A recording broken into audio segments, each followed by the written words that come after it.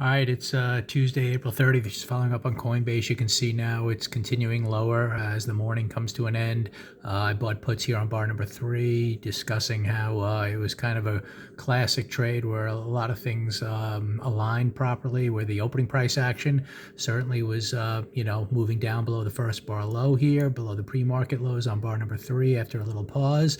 That was a 2-down continuation here on the daily chart below the midpoint of the prior day, and it triggered the 2-down week, which had a target down to this area right here, which we just hit on this move. You can see these lows right down here. So we just reached that area. If we now, continue from there, we have a gap to fill in here. Well, if you look at the weekly chart, you can see the gap to fill down here, kind of below 200 if it all continues.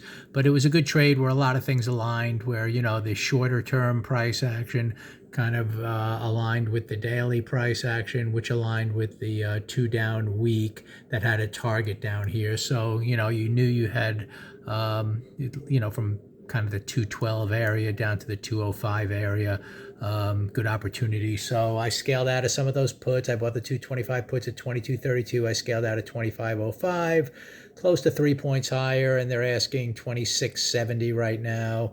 As it continues lower. So good trade on the on Coinbase to the downside. And again, this is the type of thing where when things really align, where the intraday structure aligns with the daily structure, aligns with the weekly structure, in terms of targets and everything else. Those are really the highest probability trades out there. So good trade on Coinbase. We'll see how much lower it wants to go, and we'll see, on the weekly chart how after reaching this target, what really develops for the rest of the week to the downside.